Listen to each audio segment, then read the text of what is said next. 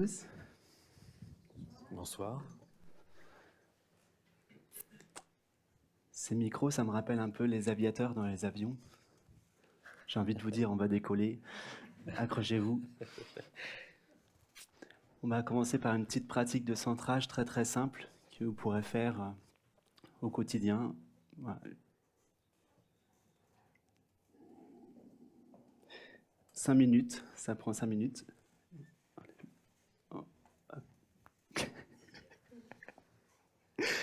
Bien. Donc, simplement, asseyez-vous confortablement.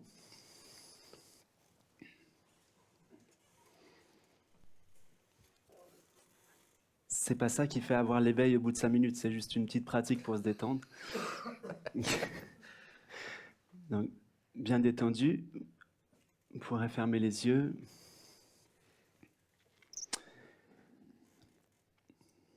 Et en vous aidant de l'expiration, sur l'expiration, vous relâchez toutes les tensions que vous percevez dans le front, les yeux et les joues. Le front, les yeux, les joues détendus.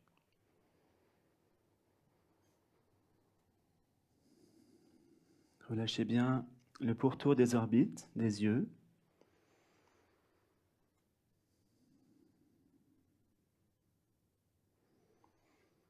Puis relâchez la langue, la mâchoire inférieure sans ouvrir la bouche.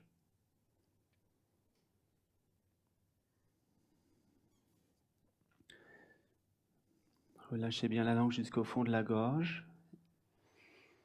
Sentez la gorge se dénouer, l'espace dans la gorge.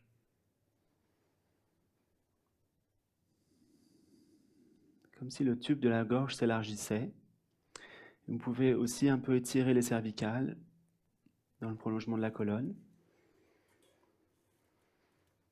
Et toujours sur l'expire, vous relâchez les épaules, les bras, et vous sentez le poids des épaules, le poids des bras qui tombent vers le sol. Relâchez les bras jusqu'au bout des doigts.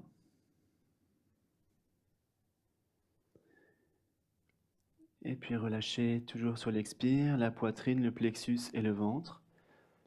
Poitrine, plexus, ventre détendu. Sentez la respiration se poser dans le ventre.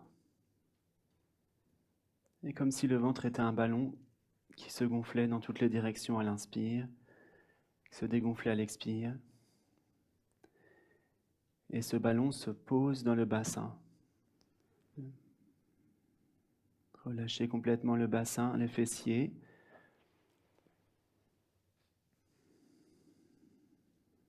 Puis les cuisses, les genoux.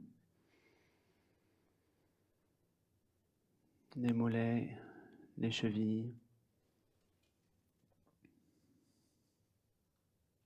Et vos deux pieds jusqu'au bout des orteils.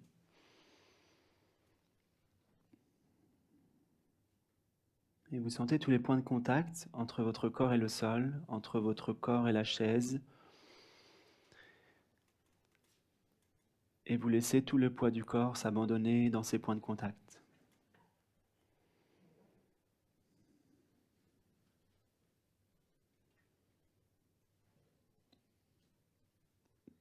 Puis vous prenez conscience de l'inspire et de l'expire. L'air plus frais à l'inspire, plus chaud à l'expire.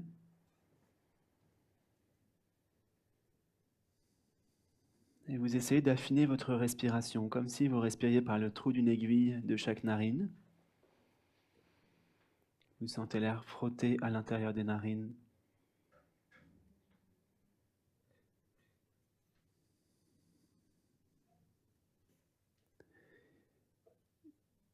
Et vous allez égaliser l'inspire et l'expire en comptant doucement intérieurement, 4 secondes à l'inspire, 4 secondes à l'expire. Essayez d'avoir exactement le même temps à l'inspire qu'à l'expire.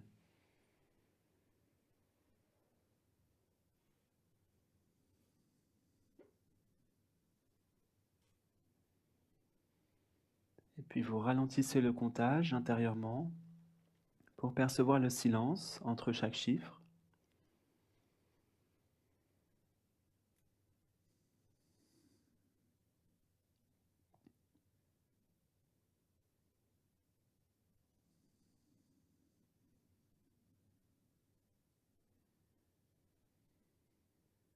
Puis revenir en respiration normale. Et vous venez déposer votre conscience entre les sourcils. Toujours le visage bien détendu. Et si vous le voulez, 3 fois ensemble, on va faire le son Om doucement en sentant vibrer le corps. Inspirez profondément.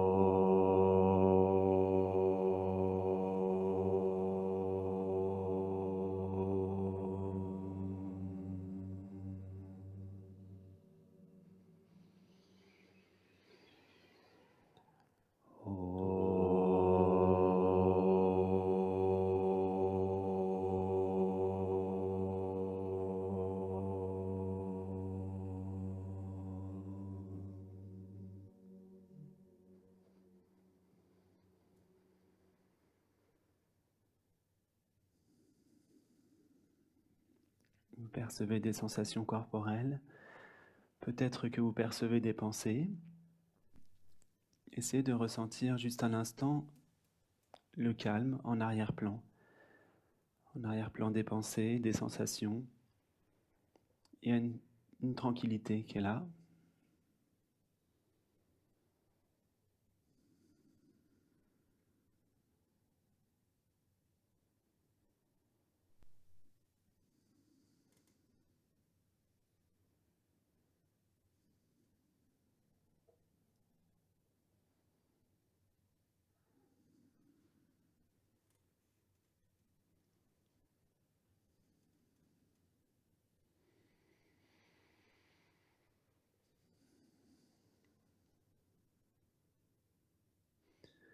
Et tranquillement, si vous le souhaitez, quand vous le souhaiterez, vous pourrez ouvrir les yeux.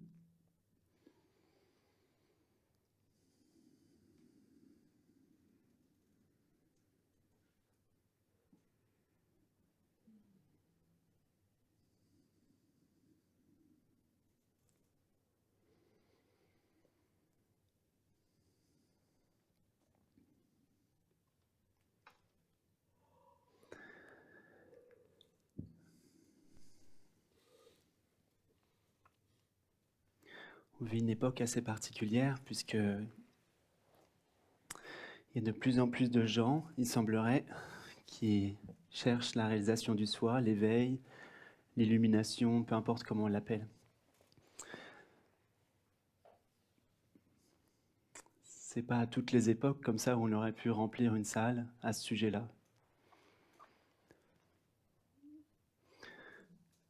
Puisque ce dont on va parler ce soir, finalement pour le mental, ça n'a pas grand intérêt. Donc si vous êtes là, c'est pas le mental qui vous a amené ici. C'est sûr et certain. Il y a autre chose.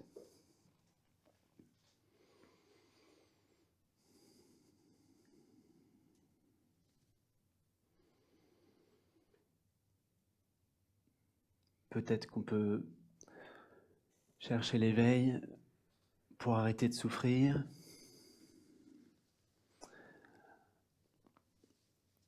Ou parce qu'on ressent toujours une insatisfaction sous-jacente.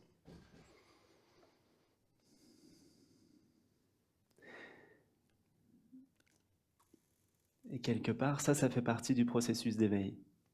L'insatisfaction, la souffrance, c'est dur à accepter pour le mental, mais c'est une amie qui nous ramène à ce qu'on est.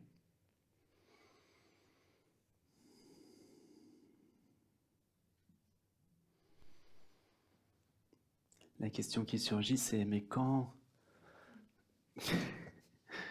Moi, pendant 17 ans, j'ai cherché tous les jours en arrière-plan, je me disais mais quand est-ce que ça va arriver?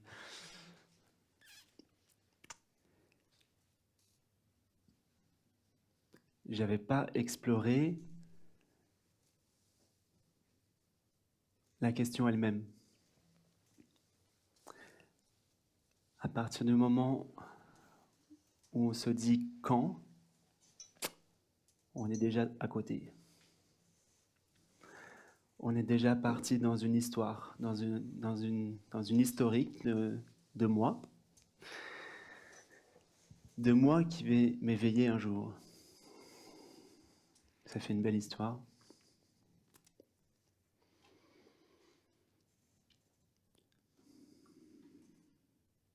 Tous les sages nous disent, sans exception, vous êtes déjà ce que vous êtes.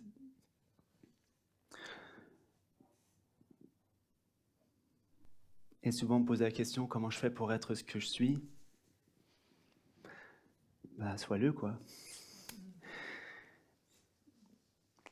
Mais c'est pas aussi simple que ça. Pourquoi? Parce que justement, on est habitué à fonctionner avec toutes sortes de mécanismes. Le quand est un mécanisme, par exemple. Quand présuppose qu'il y a un temps, une continuité dans le temps. Est-ce que c'est vrai? Est-ce qu'il y a un temps? On prend pour acquis qu'il y a un temps, mais dans le vécu direct, il n'y a pas de temps.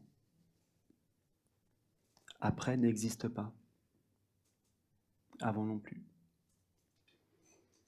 Donc il n'y a pas d'éveil plus tard. L'éveil concerne toujours maintenant. Si vous cherchez ailleurs que maintenant, inévitablement, vous faites fausse route. Le mental, il a du mal à entendre ça, puisque le mental est fait de temps. Une pensée, ça a un début, ça a une continuité pendant un certain temps, et puis ça a une fin. La plus belle pensée, aussi mystique soit-elle, aussi spirituelle soit-elle, est limitée dans le temps. Et les sages, ils nous disent, vous êtes l'infini. Donc utiliser le mental pour réaliser notre nature, déjà, ça part mal. Par contre, il y a autre chose que le mental qui existe, c'est la faculté de discernement. En Inde, ils font une grande différence entre le mental, les pensées qui se baladent, et la faculté de discerner, qui provient de l'intellect, l'intelligence, avec un I majuscule. Ça, c'est pas la même chose. Les animaux ont un mental, les animaux n'ont pas le discernement qu'a l'humain. Le discernement fondamental. Là, ce qu'on fait aujourd'hui, c'est pas une conférence, c'est un satsang. Et un satsang, pour ceux qui ont déjà vu les vidéos, ça veut dire, je répète, sats, ce qui est vrai, ce qui est réel, et sangha, s'assembler. Donc on se rassemble autour de ce qui est vrai, ce qui est réel. Et ce qui est vrai, ce qui est réel, c'est ce qui ne change jamais, qui ne change pas, qui ne fluctue pas, qui est toujours là.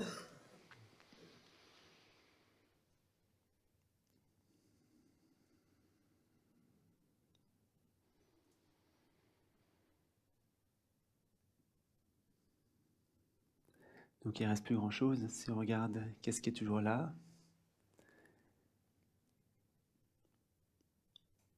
c'est pas évident dans l'expérience de le trouver. Pourquoi? Parce que c'est pas une expérience.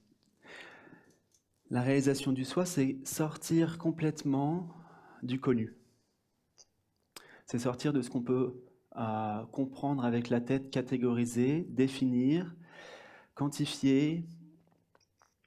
Ça ne pourra jamais se passer avec une compréhension mentale. Impossible. C'est la mécanique elle-même qui doit être mise en question. Par exemple, on croit dans le temps parce qu'on croit dans le mental, mais cette mécanique-là n'est pas remise en question. On croit dans le comment je pourrais faire pour être davantage. C'est souvent ce que j'entends, par exemple. Comment je peux faire pour être en paix? C'est-à-dire que déjà, tu pars du principe que la paix n'est pas là, donc il faut l'atteindre, donc ça devient difficile, il y a une tension. Question, est-ce qu'on peut atteindre la paix avec une tension? C'est pas possible. Tout mouvement de recherche vous empêche d'être en paix. tout mouvement de recherche. Même la recherche de l'éveil, ça empêche d'être en paix.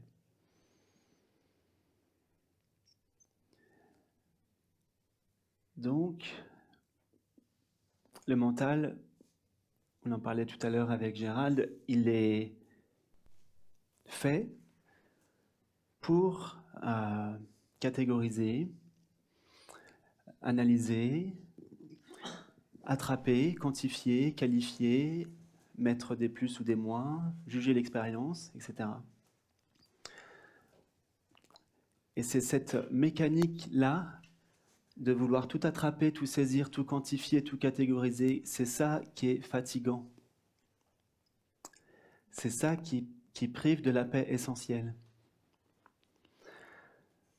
Avant que la moindre pensée émerge, il y a déjà une conscience qui est là.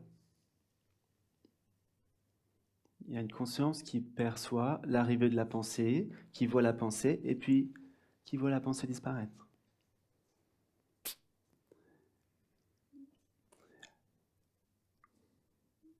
On est habitué depuis toujours à focaliser sur les objets.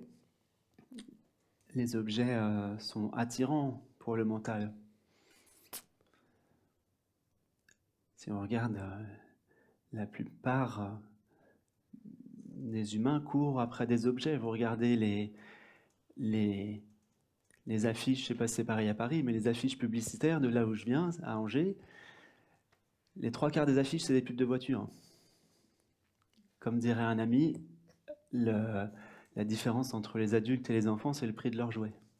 On court après des jouets, tout le temps. Quand on a suffisamment de discernement, on se rend compte qu'on n'arrivera jamais, quel que soit le prix du jouet, on n'arrivera jamais à trouver la plénitude dans un objet fini, surtout si on recherche une plénitude infinie. Ça va être difficile. Donc il y a un demi-tour à 180 degrés. Et c'est, pour les yogis, l'événement le plus important dans l'histoire de l'humanité. Le demi-tour à 180 degrés quand l'humain a compris que jamais il ne trouverait la plénitude dans l'extérieur. Ça, c'est le moment le plus important dans l'histoire de l'humanité. Si histoire il y a. Il y a un retournement. Et là, on cherche. Là, c'est reparti encore un peu. L'ego arrive quand même, le mental arrive quand même à saisir des trucs dans l'intériorité, donc c'est pas encore fini. Il essaye encore de saisir des états, des sensations énergétiques. Qu'est-ce qu'il essaie de saisir de faire un personnage spirituel, ça fait bien. Des états méditatifs. Vous n'avez pas fini parce que des états méditatifs, il y en a des milliers, enfin c'est infini, donc... ouais, des énergies, voilà, tout ça. On n'a toujours pas questionné l'essentiel, qui est la fameuse question des sages, qui maintenant a été un peu revue et réadaptée, on va dire. C'est la question qui suis-je? Parce que qui suis-je contient un peu une erreur. Désolé de dire ça. Vraiment, j'ai de la gratitude pour tous les sages avant maintenant, là, mais ce que je veux dire, c'est que qui suis-je suppose qu'il y a quelqu'un. Et c'est là le problème. Le problème, c'est de se croire un personnage qui a des problèmes. C'est là la clé de la libération, c'est de réaliser c'est quoi en fait le personnage. Si on observe bien. Le personnage, c'est un agrégat de plein de choses, un condensé de plein de choses. Un condensé de souvenirs, un condensé de sensations, mais ça fait pas de ça, ça fait pas de vous, ça vous définit pas. Je veux dire, ça ne dit pas ce que vous êtes vraiment. On me dira je suis le corps, mais si on vous coupe une main, vous n'êtes pas moins vous, quoi. Je veux dire, le sentiment même d'être est toujours le même. Qu'il y ait une main ou pas, une jambe ou pas, ça ne change rien. Le corps semble changer, vieillit, mais pourtant, ce qui perçoit ne vieillit pas. J'ai un ami qui a un certain âge, qui pratique depuis longtemps l'introspection et bon, qui a déjà une certaine compréhension intérieure. Et il m'a fait rire et il me disait, à chaque fois que je me lève le matin, c'est quelqu'un qui a un certain âge sur le plan relatif, bien sûr, parce que la conscience n'a pas d'âge. Il le sait, il le vit. Du coup, il arrive devant la glace le matin et il se dit, je comprends pas, à chaque fois que je me regarde le matin dans la glace, il y a un vieux qui apparaît. Mais oui.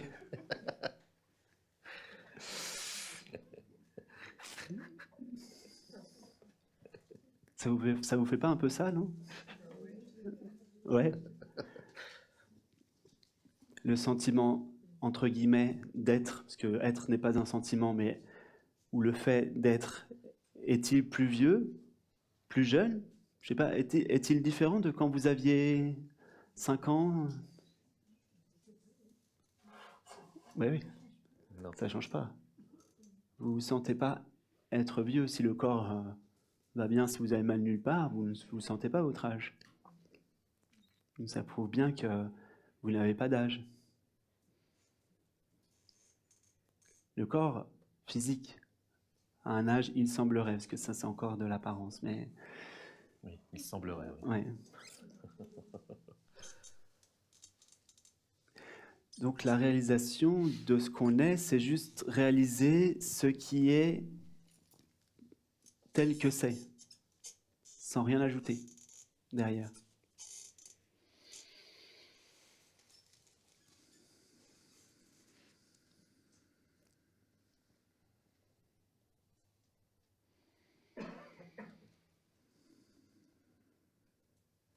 Est-ce qu'il y a un truc pour aller plus vite?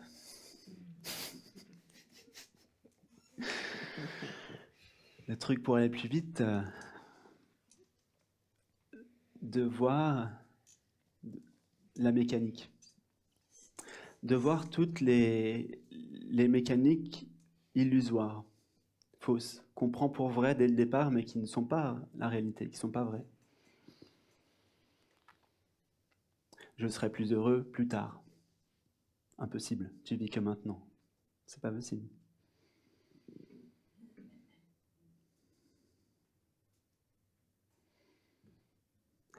La conscience est dans le cerveau. Ah ouais? C'est pas pourtant ce que tu vis. Regarde dans ton expérience directe. Est-ce que la conscience elle est dans le corps ou c'est le corps qui apparaît là? J'ai un contour prédéfini.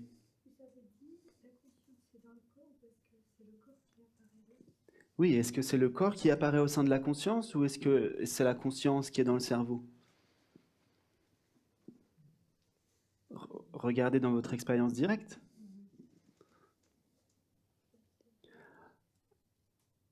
On a tendance à croire, par exemple, l'idée de temps, le concept de temps, par exemple. On a tendance à croire que le temps, le maintenant, c'est un tout petit bout de temps qui est comprimé entre un passé qui s'étire très loin vers l'infini en arrière et puis un futur qui va très loin vers l'infini en avant. Mais dans votre expérience directe, c'est pas du tout ça. Dans votre expérience directe, vous vivez maintenant et à l'intérieur de ce maintenant apparaissent, donc c'est le maintenant qui est infini et le temps apparaît à l'intérieur, est contenu à l'intérieur de maintenant. Tout comme le corps n'est pas au sein d'un espace, ce que je veux dire, c'est vous n'êtes pas le corps là, vous êtes cet espace perçu et au sein duquel le corps émerge.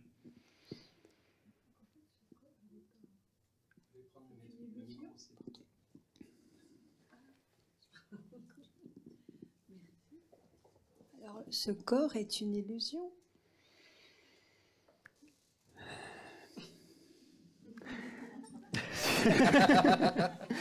J'ai un micro.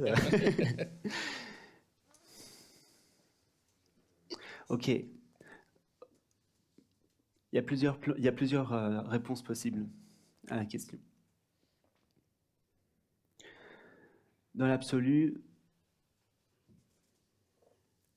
il n'y a que présence-conscience et c'est exactement la même conscience partout.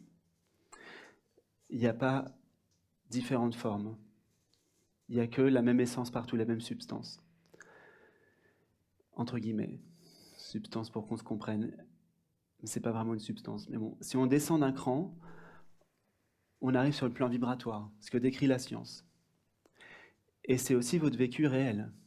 C'est-à-dire que si je vous dis de fermer les yeux et de sentir votre expérience réelle de vous-même, ce que vous percevez, c'est espace sans contour avec des vibrations dedans. Aucun de vous ne sent un contour de lui-même quand il ferme les yeux et qu'il arrête de visualiser son corps. Si vous visualisez le corps, vous allez vous croire avec des contours. Donc votre expérience directe, c'est que vous êtes sans contour. Et vous pouvez toujours essayer de trouver une limite de vous-même dans l'expérience, vous n'en trouvez pas. Essayez de chercher, vous verrez qu'il n'y en a pas. La seule chose que vous percevez, c'est des vibrations. Ça tombe bien, aujourd'hui à notre époque, les sages et les scientifiques sont d'accord. C'est quand même génial. On a des preuves scientifiques de ce qu'on avance maintenant. On sait que, effectivement, ce monde qui a l'air si tangible, si solide, si réel pour le mental, n'est en fait quasiment que du vide avec de la vibration dedans, quoi. C'est tout. Et que des fréquences. Les sons que vous percevez sont des fréquences. Ce que vous touchez, c'est de la fréquence. C'est densifié, mais c'est des fréquences. Donc, maintenant, tu as dit la personne est illusion? C'est ça? Le corps est illusion? Il existe sur le plan relatif. Relatif. Il est relativement... il existe sur ce plan-là. Ouais. Mais la question fondamentale qui va te libérer, est-ce que tu cherches vraiment, qui va résoudre la question fondamentale, c'est mais toi, t'es qui? Est-ce que t'es le corps, toi? Ouais. Ouais, mais t'as dit je pense pas. Ça compte pas. Non, en fait, c'est pas simplement le penser, parce que le lire, parce que effectivement, tous les sages, vous arrivez en Inde et là, on vous dit asseyez-vous, puis répétez et chantez avec moi I am not this body, I am not this mind, I am not this body is not mine. Mais oui, mais ok, t'as beau chanter je ne suis pas ce corps, ni pas ce corps, mais tant que tu crois fondamentalement que ce corps c'est à toi, tu es possédé parce que tu crois posséder. C'est une croyance. Ouais, c'est une croyance. Et ce qui constitue le fameux ego dont on parle partout, mais qui en fait n'existe pas en tant qu'entité, il n'y a pas d'entité ego, c'est la somme de toutes ces croyances, justement, à propos de soi. Et c'est ça qu'on porte, et c'est ça qui est super lourd. Les étiquettes qu'on se met, c'est énorme. Qu'on met aux autres, mais qu'on se met. Et ça, c'est des habitudes, c'est des programmations depuis l'enfance. On y croit parce qu'on nous l'a dit, et souvent, Gérald et moi, on voit pas mal de gens, et souvent les problématiques essentielles des gens, ce qui font qu'ils se sentent prisonniers, c'est des choses qui remontent à la petite enfance. C'est des croyances ancrées depuis l'âge de 4 ans, 5 ans, à chaque fois. Ça sert à rien d'aller dans les vies antérieures parce que la vie est tellement parfaite que la vie est tellement parfaite qu'elle va vous resservir à chaque fois le plat que vous n'avez pas digéré. Ouais, c'est fait exprès. Souvent la question que je pose, les gens qui se sentent bloqués dans la vie, je leur pose toujours la même question. Je leur pose, est-ce qu'il n'y a pas une situation dans ta vie qui revient en boucle et qui te bloque? Comme par hasard, ça fait écho à un truc de l'enfance. Comme par hasard. Donc là, je suis redescendu sur le plan de la personne. Mais pourquoi je suis redescendu sur le plan de la personne? Pourquoi je suis redescendu au plan relatif? Parce que, sauf cas exceptionnel, ça va être difficile de réaliser le soi. Donc la réalisation du soi, c'est réaliser l'unité, qu'on est un. Comment vous pouvez réaliser l'unité en vous disant, ouais, alors moi, je veux bien être un avec tout, mais quand même, le salaud, et tel personnage de ma famille qui m'a fait une crasse et je lui en voudrais toujours, c'est impossible. Ça n'a pas de sens. Il faut avoir, comment dire, j'ai employé un terme à la mode, accueilli. Sauf que accueillir ne se fait pas au niveau de la personne. C'est pas vraiment un acte d'accueillir, c'est plutôt un acte. Non, c'est même pas un acte d'ailleurs. C'est laisser être. Est-ce que ça peut laisser être? Est-ce qu'on peut laisser être? Quand vous avez une émotion forte, les 3/4 du temps, si vous allez voir l'émotion vraiment telle qu'elle est, sans vous compter d'un oh, je me sens pas bien, nanana, ça c'est pas suffisant. Il faut aller voir vraiment comment c'est. Et est-ce qu'on peut laisser être? Étape d'après, est-ce qu'on peut dire oui? Quand vous étiez bébé, vous avez peut-être oublié, mais quand vous aviez 2-3 mois, vous étiez un grand oui. Il n'y avait que oui. Après, vers l'âge de 2-3 ans, vous avez le pouvoir du non. J'ai le pouvoir de dire non. Et là, vous commencez à dire non. Non, je veux pas. Non, moi, je sais ce que je veux pour moi. Et c'est à partir de là, vers l'âge de 2-3 ans, que vous commencez à perdre la plénitude. Comment on le sait? Grâce aux neurosciences. Merci les neurosciences. Avant l'âge de 2-3 ans, toutes les 2 à 3 secondes, vous avez une décharge intense de joie dans le cerveau. Un état extatique. Un adulte, il aurait du mal à supporter une telle joie. Un adulte, il vit ça 1 fois ou 2 par an, avec un peu de chance. Et pourquoi c'est perdu? Comme par hasard, ça correspond avec le moment où le petit moi arrive, l'idée de moi arrive, comme par hasard. Je crée des limites de moi-même. Je crée des préférences, etc. Il n'y a pas de problème, on a le droit d'avoir des préférences. Après l'éveil, vous avez encore des préférences, mais sauf que s'il n'y a pas votre préférence, ben c'est pas grave. Voilà. C'est pas un problème. Donc, comme disent souvent les sages en Inde, c'est retrouver l'état naturel. La réalisation du soi, c'est aussi simple que être dans l'état naturel, sans rien ajouter, sans concept ajouté. Mais tous les concepts, hein, y compris mon histoire, mon devenir, mon nom, mon prénom, ma lignée familiale, etc.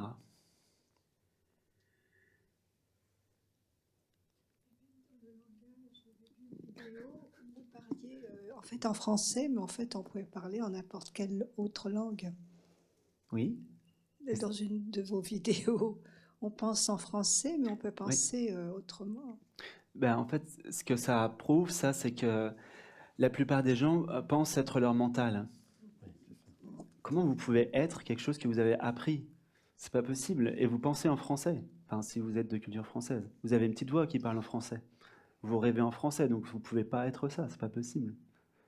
Le français est appris.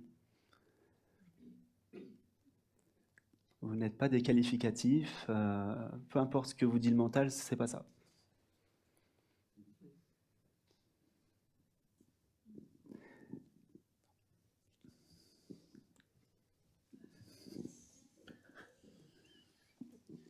Bonsoir. Bonsoir. Vous avez dit à propos de l'émotion qu'on pouvait aller la voir, pas seulement rester dans ça va pas. Je voudrais vous interroger là-dessus parce que moi j'en étais arrivé à la conclusion qu'en fait non, c'est totalement impossible d'aller à la rencontre d'une émotion. peut-être je me trompe, ça m'arrangerait d'ailleurs de me tromper parce que ça ferait une piste à suivre, quoi. Oui. C'est-à-dire, franchement, j'ai l'impression qu'elle se cache. Hmm. Je sais qu'elle est là, il y a ce malaise.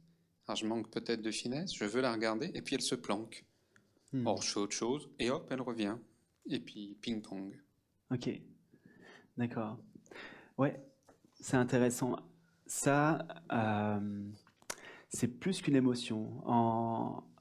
En yoga, on appellerait presque ça une tendance, un samskara.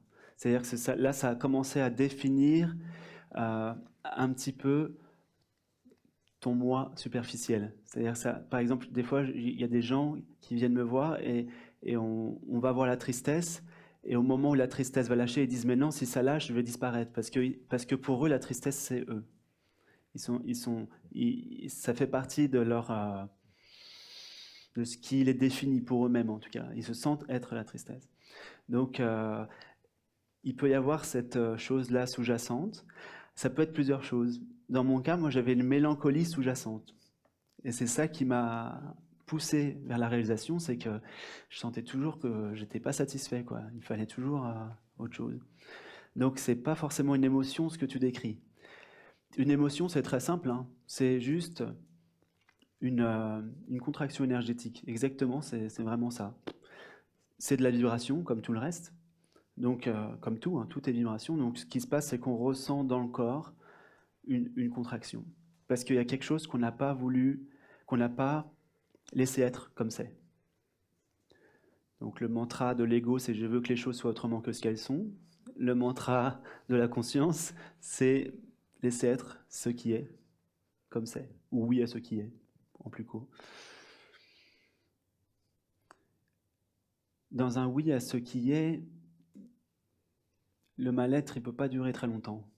La résistance ne va pas durer très longtemps, et même le petit moi ne peut pas durer très longtemps, puisque le petit moi est fait de résistance.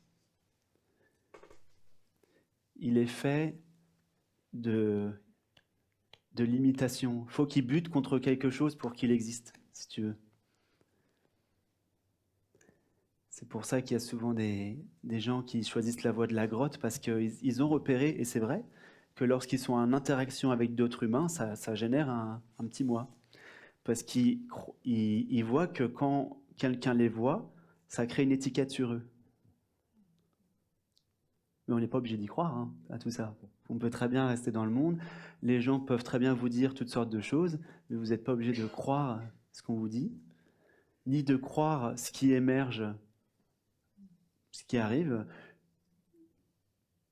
Une pensée, c'est qu'une pensée, et si elle émerge, déjà, vous ne l'avez pas choisie, ça émerge spontanément, et en plus, c'est lié à un contexte, à un environnement, à une habitude, des conditionnements depuis la naissance, mais ça n'a rien à voir avec ce que vous êtes, c'est juste quelque chose qui émerge comme ça. Même si le mental tourne à fond, que ça fait le manège et qu'on a l'impression qu'on va être englouti là-dedans, il y a bien une conscience qui voit ce manège. Mais la conscience, elle ne bouge pas. Parce que si elle bougeait, elle ne pourrait pas voir le mouvement. Donc il y a quelque chose dans l'expérience qui ne fluctue pas du tout pour pouvoir voir tout ce qui fluctue là. C'est ça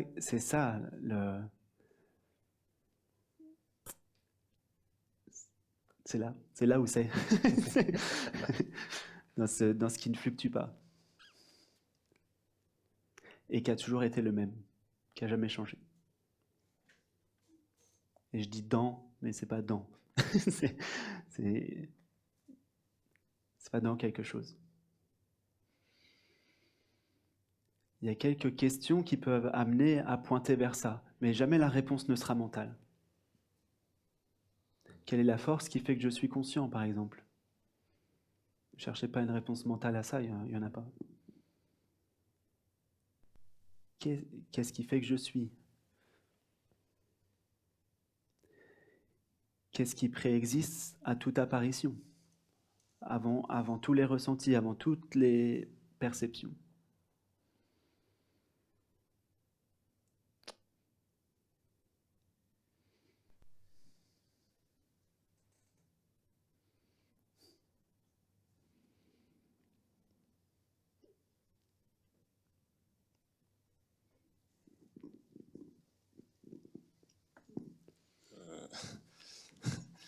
une question sur la vision. Oui. Parce qu'en fait, on dit souvent par exemple, on dit je vois défiler mes pensées, ou je me vois penser. Et je le comprends en tant que vision. Il y a vision d'une pensée ou d'une sensation, de cet immobile, de cela. Oui.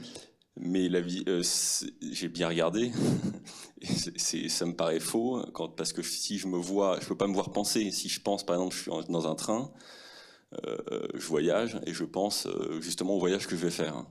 Oui. Au moment où je m'en rends compte, la pensée s'arrête. Ou alors je pense il y avait quelqu'un qui parlait de ça, il dit je suis devant la mer, je pense à ma grand-mère. Au moment où je m'en rends compte, la pensée s'arrête, ou alors je pense au fait que je pense à ma grand-mère. Mais je peux pas me voir en même temps penser à mon voyage ou ma grand-mère et me voir simultanément, vous voyez, je me fais comprendre, me voir penser. La vision est toujours dans l'instant, et au moment où je m'en rends compte, je peux pas m'approprier la vision. Sinon, ça devient une nouvelle pensée à l'intérieur de cela. Et pourtant, j'entends souvent des gens qui disent je vois défiler mes pensées, ou je vois... Et moi, ça me paraît subtil, parce qu'au moment où j'ai compris ça, c'est le « je suis » qui tombe. On voit qu'on n'est plus que vision. Quand on dit je vois défiler mes pensées, il y a un « je suis » subtil qui reste. Oui, Voilà, exactement. et je voulais revenir sur cela, parce que... Et là, je termine, parce que j'avais cette réflexion-là, et j'ai rencontré une nana qui me dit, mais moi, il m'est arrivé une expérience d'éveil où il n'y avait pas de jeu, et je voyais toutes les pensées. Oui. Et là, je comprends pas. En fait, c'est justement, on interroge le centre. C'est ça, mais quel centre crois-tu être? C'est la grande mode du « je suis le témoin de mes pensées ». Ok, mais le témoin, c'est qui? C'est une pensée. Ouais, et justement, le témoin, c'est souvent le personnage, enfin, subconsciemment. C'est comme souvent, je donne des cours de méditation, et je vois donc... on arrive à faire le vide mental à un moment donné avec la pratique de la méditation. Mais il subsiste toujours subconsciemment l'idée d'un corps qui médite dans un espace. Et tant qu'il y a ça, le problème de la méditation, c'est le méditant.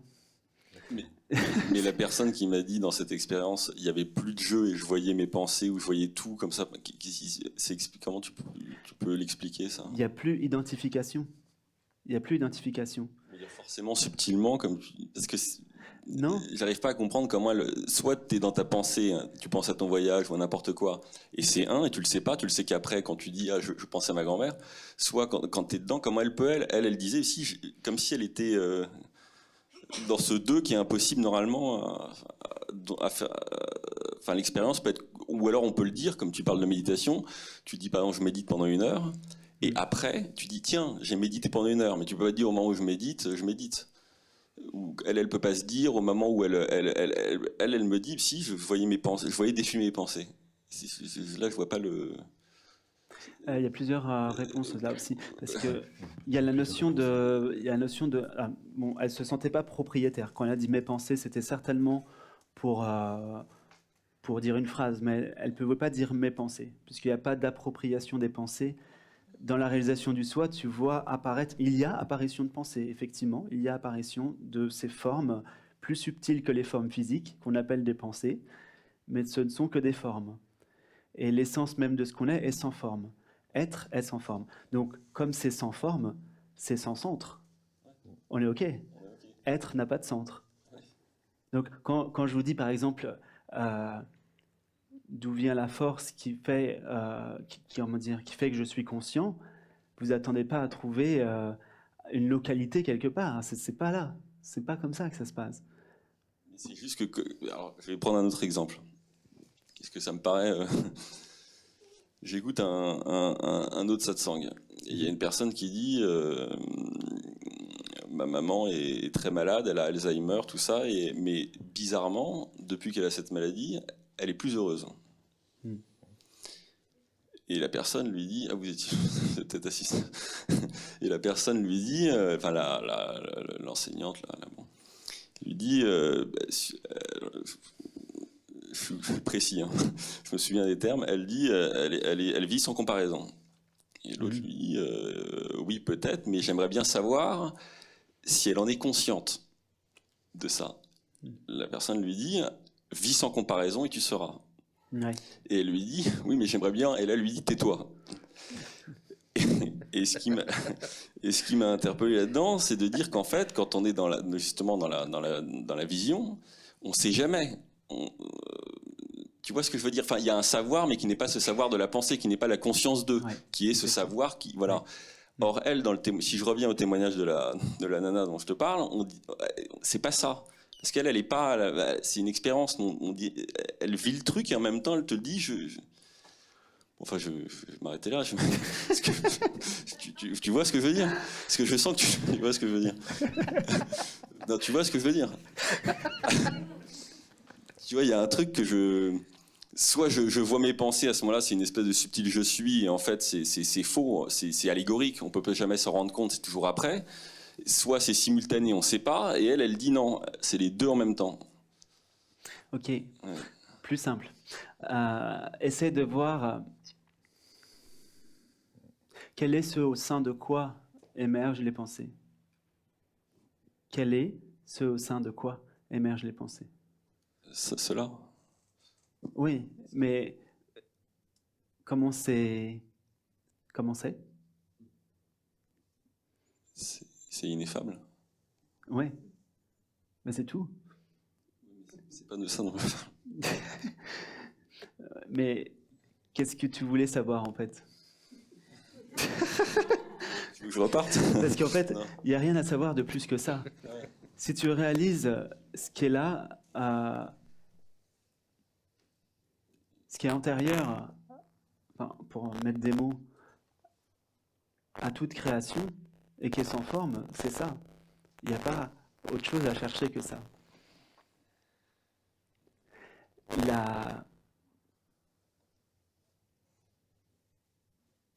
La plénitude vient du fait que la conscience voit.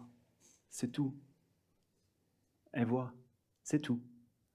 Vraiment tout. Ça, j'ai rien à dire, c'était juste, c'est un espèce d'aspect technique. Voilà, quand les gens disent je me rends compte de mes pensées, et tout ce que je t'ai expliqué, on peut pas, parce que moi on s'en rend compte, soit c'est fini, soit c'est une nouvelle pensée, mais ça peut pas être. Sinon c'est deux, c'est pas possible, c'est imaginaire. Je peux pas me rendre compte. Je vois ce que tu veux dire. Alors, dans ce cas-là, oui, ok. Je pense au fait que je vais voyager, je peux pas me rendre compte. Au moment où je m'en rends compte, la pensée s'arrête. Ou alors je pense au fait que je vais voyager, mais quand je pense à mon voyage, je le sais pas. Or la pensée qui dit je me rends compte de mes pensées, et d'ailleurs c'est dangereux parce qu'elle suggère qu'on pourrait vraiment être quelqu'un qui connaît, qui s'en rend compte. Et là, ça fait perdurer un je suis. Or la vision, c'est bam, et après c'est fini. C'est pas... Enfin, tu vois. Ouais. Et c'est cette expression je vois définir les pensées qui je voulais vérifier, qui pour moi est fausse. Voilà. C'est l'habitude, hein. Les gens ils ont l'habitude de parler. Oui. Voilà, c'est tout. Faut pas se l'approprier. On parle fort. Interrogé là-dessus, mais il valait mieux éviter de rentrer dans le jeu, quoi.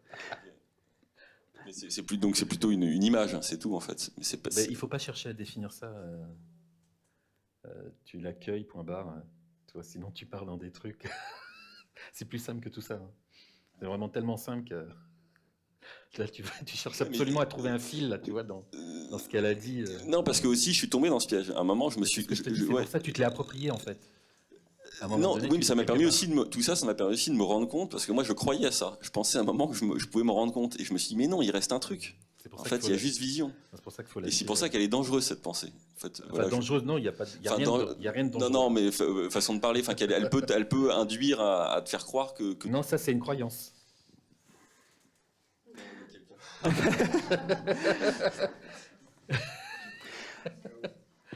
En fait, tout ce qui apparaît et disparaît, il n'y a aucun danger avec ça. À partir du moment où tu réalises que justement ce que tu es n'apparaît ni ne disparaît jamais.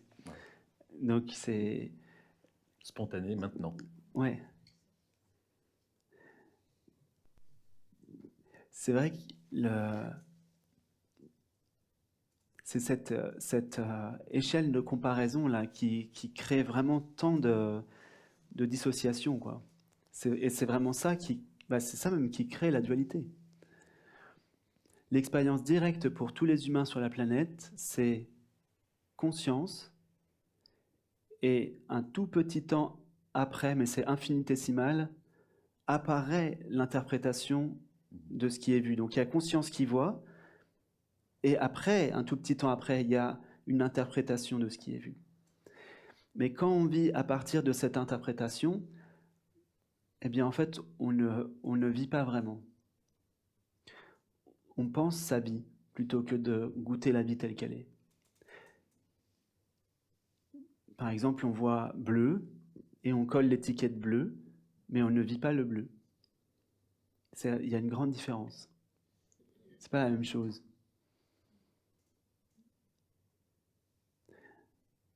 On voit une image, par exemple là, vous voyez une image, vous voyez des petits personnages assis sur une chaise qui sont soigneusement découpés avec le mental dans l'espace pour pouvoir pointer, ils sont là.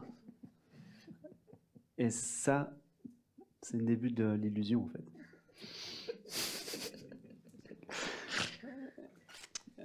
On n'est pas là. On n'est pas du tout là en fait. Et vous non plus d'ailleurs.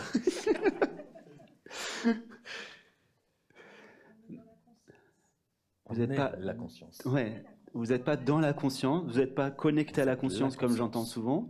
Vous êtes la conscience elle-même. Ouais. Il n'y en a qu'une. Hein. Oui, il y en a Il n'y a qu'une. pas 36 consciences et il n'y a pas de niveau de conscience. Oui, parce ça, qu'elle ne c'est fluctue clair. pas la conscience. Ouais, Exactement. exactement. Et puis là, on n'en retire rien et on ne rajoute rien. C'est inaliénable. Conscience. C'est pour ça que même pure conscience, c'est rajouter quelque chose. C'est conscience.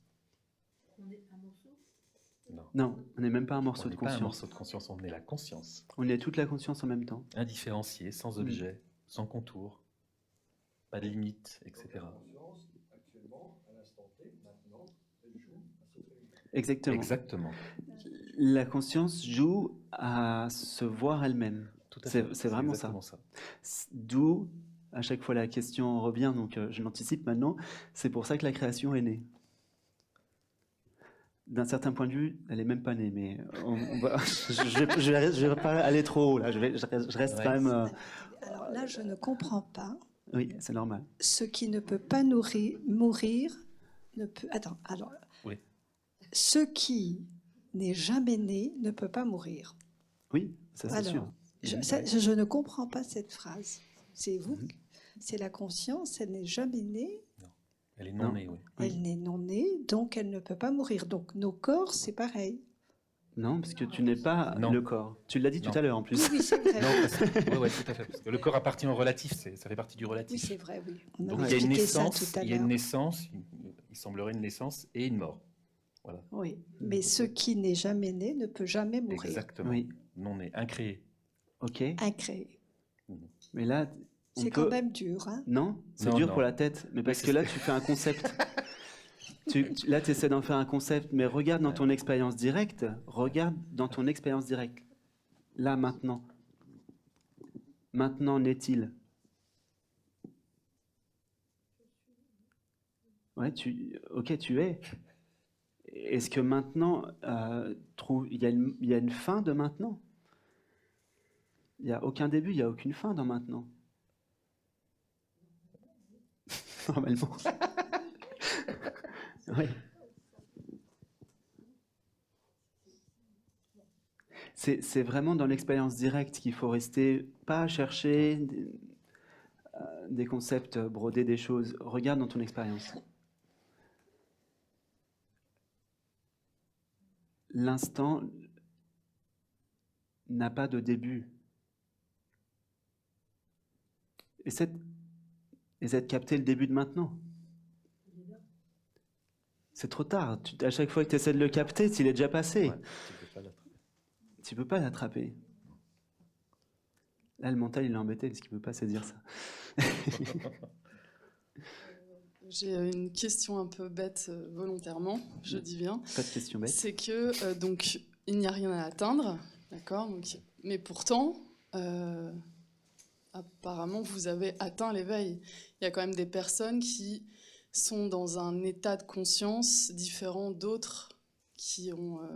J'aime bien parler de quelque chose que j'ai entendu il n'y a pas longtemps de Laurent Lévy qui parle d'état de conscience modifié, d'état de conscience non modifié. Et en fait, ce qu'on recherche, c'est d'être dans un état de conscience non modifié.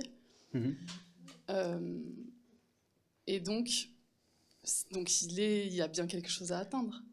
Non, parce que là, tu viens de le dire, tu as dit état de conscience et état de conscience. Donc, conscience dans les deux, quoi. Donc, ça change rien. Et la conscience est la même, quoi. Ouais, c'est tout Quel pareil. que soit l'état de la conscience, c'est toujours pareil. Ouais. Ça ne change rien. Et en fait, on ne fait que se rappeler, se souvenir qu'on est déjà réalisé. Hein. Donc on n'atteint rien, en fait. Oui, mais l'idée, c'est quand même d'être dans cet état en Non, permanence. c'est pas une idée, justement. Et c'est pas d'être dans cet état en permanence, parce que la réalisation absolue, totale, vous l'appelez la réalisation du soi, l'absolu, comme vous voulez, c'est pas un état, parce que c'est déjà ta nature. Oui, mais vous êtes plus éveillé que moi, par exemple. Non, Quelque part, si. ça c'est une si- croyance. Non, non, pas Non. du tout. C'est une croyance, c'est vraiment une croyance. Donc on est tous autant éveillés dans cette salle et Exactement. Oui. partout dans Exactement, le monde, tout le sauf, monde est... sauf que la conscience peut jouer à se faire croire qu'elle ne l'est pas. Ça fait partie de l'expérience de vie. Attends, Mais juste, pareil, il n'y a pas de différence. regarde dans ton expérience, regarde. Est-ce que tu penses, peut-être que le mental va dire oui, mais on ne sait jamais, on peut toujours voir. Est-ce que tu penses que tu es moins être que moi, ou que Gérald, ou que quelqu'un d'autre? Est-ce que tu penses que le fait d'être chez toi, c'est-à-dire la conscience d'être, est différente chez toi que chez moi? Non? Ben voilà. La seule différence, on est déjà ce qu'on est, mais la seule différence, c'est que on met des couches par-dessus le fait d'être. C'est-à-dire, on se croit être autre chose que juste conscience. Oui, mais moi, je suis pas dans un état de plénitude qu'un sage comme, je sais pas, Ramana Maharaji, par exemple, est. Voilà, moi, j'ai pas atteint la paix, quoi. J'ai Mais pas. Ça, Donc il y a quand même. ça peut être une croyance, Oui, véritablement. c'est une croyance. Tant que tu lâches, tant que tu crois à ça et que tu en es persuadé, effectivement, tu crois que tu n'es pas réalisé. Mm. Donc tu n'es pas, entre guillemets, réalisé. Mais en fait, tu l'es. Tu vois, il y a un espèce de paradoxe là. Et quand tu abats tout ça, toutes ces croyances, dans l'instant, tu es qui tu es. Donc, enfin, tu es ce que tu es, c'est-à-dire le soi, la conscience, l'absolu. Tu l'es déjà. Oui, mais on cherche quand même à guérir des choses. Par exemple, enfin là justement, j'en profite en Ouais. fait pour parler d'autre chose dont je voulais parler. Oui. C'est quelqu'un qui est malade. Est-ce qu'il peut guérir de son mot physique, Oui. même si on peut dire, enfin, même si le physique est lié au Bien psychosomatique, sûr. est-ce qu'on peut guérir d'un mot physique en atteignant l'éveil? Pas Est-ce que, forcément. En atteignant l'éveil? oui, Non, Déjà, pas forcément. C'est pas une obligation, ça. non. c'est vraiment pas quelque chose qui s'atteint, parce que vraiment la conscience, tu l'es déjà. Ça se révèle. C'est ce qu'on dit, c'est ce que disent les sages, c'est que ça se révèle. C'est déjà là. Par exemple, tu dis, je n'ai pas la paix de Ramana Maharshi, par exemple. Tu dis ça. Ok, donc ça, c'est juste une pensée déjà. Donc c'est pas toi. Ce qui te le fait croire, c'est l'identification avec ce qui fluctue. C'est-à-dire l'identification avec les pensées, les sensations physiques, les émotions peut-être, les bagages peut-être émotionnels. Et en fait, toutes ces perceptions, qui ne sont que des perceptions, attirent ton attention et la conscience focalise dessus, comme un peu l'image des rayons de soleil qu'on passe à travers une loupe et ça focalise sur un point. Elle se fait entre guillemets toute petite, ou du moins elle se le fait croire. Elle devient comme un petit point et elle focalise sur l'histoire de moi. Et donc là, ça crée une contraction dans ton ressenti. Et la question fondamentale, c'est justement, es-tu la somme de toutes ces perceptions ou es-tu cela qui perçoit tout ça? Et ce cela qui perçoit, on ne peut pas lui mettre de qualificatif, mais c'est pour rentrer un peu dans le goût de ça, on va dire. Parce que la présence, j'aime bien dire qu'elle a un goût, même si c'est un goût non sensoriel. Attention de ne pas se faire attraper. Le goût de ça, c'est la paix, le calme. À partir de ça qui n'a l'air de rien, et le mental s'en fout complètement du calme, il veut autre chose, la preuve, il suffit de regarder le monde, On veut courir après plein de choses, on veut de l'agitation, etc. Mais à partir du moment où déjà où on essaye d'aller vers ce calme, où on commence à goûter à ce calme, c'est la porte ouverte à tout le reste. Pourquoi? Parce que dans ce calme, on commence peu à peu à sentir qu'on est libre des pensées, libre des fluctuations. Et on commence de plus en plus le chemin progressif, parce qu'il y a plusieurs chemins possibles, il y a des non-chemins aussi, il y a des gens qui réalisent d'un coup, mais le chemin progressif, c'est de sentir ce calme, après de sentir qu'on est dans ce calme, c'est-à-dire qu'on perçoit que ce calme est partout en arrière-plan. Là, il y a des sons quand je parle, mais il y a un silence en arrière-plan, sinon le son ne pourrait pas être là. Et après, à un moment donné, tu te rends compte que tu es ce calme. Et quand tu es ce calme, tu te sens libre de toutes ces pensées, de toutes ces croyances, etc. Et de cette sensation de liberté ultime, qu'on appelle moksha en Inde, la libération, là arrive la joie. Tu es joyeux parce que tu es libre. Tu sais que tu es libre. Rien à voir avec le plaisir des sens. Rien à voir. Ce n'est pas sensoriel. Ce n'est pas énergétique. Mais ça peut... Désolée, hein, je parle encore de but et de quelque chose à atteindre, mais... Pas de problème. Mais l'idée, c'est que ce soit permanent. Oui. Oui, tout à fait. Qu'est-ce qui est permanent dans ton expérience? L'être, mais... Ok. Mais je ne suis pas en permanence en paix. Ça, c'est une pensée. En fait, Enfin, en fait, tu es en permanence en paix, sauf que tu t'identifies aux fluctuations qui apparaissent au sein de mais la vous, paix. par exemple, pour être basique, hein, vous, par exemple, vous avez une meilleure capacité à être en permanence en paix que moi. Non, Vous avez une meilleure capacité à maîtriser votre mental que moi. non, il n'y a pas de meilleur. Non, c'est pas une question de Non, meilleur. tant que tu crois à ton histoire là, ce que tu es en train de dire, Ouais. bah, tu es exactement identifié à ça. Et tu es dans ce profil, dans cette image, dans cette identification. À partir par exemple, si maintenant tu crois plus à ça, c'est fini. Tout s'arrête, tout s'écroule là. Et tu es qui tu es maintenant. Et il n'y a pas de niveau, pas de truc, on n'est pas plus ni moins. On est pareil, il n'y a pas de hiérarchie, il n'y a rien de tout ça, quoi, tu vois. Mais vraiment, vraiment, il n'y a vraiment aucune différence. Mais savoir de ne pas y croire ne suffit pas. Comment? Savoir de ne pas y croire ne suffit pas. Oui. Il faut pas du tout croire en fait en son histoire, puisqu'on ne fait que jouer. C'est un jeu, ça. Tout ça n'est qu'un jeu. Et du coup, bah, c'est aussi fragile qu'un château de cartes. Tu vois, tu souffles dessus, ça s'écroule comme ça tient pas en fait. Mais on croit que ça tient. Mais tout ça, c'est qu'une histoire.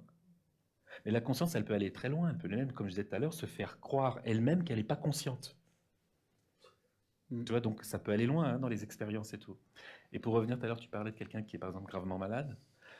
Oui, moi j'ai connu des gens, pas beaucoup, mais quelques-uns quand même, qui avaient des maladies extrêmement graves, qui ont connu l'éveil, qui ont quand même gardé leur pathologie, mais complètement libérés, totalement libérés, voilà, mais qui ont gardé leur pathologie. Et certains qui vivent avec, d'autres qui ont quitté leur enveloppe charnelle, voilà, mais oui, enfin ça, voilà, tout est possible en fait, vraiment tout est possible.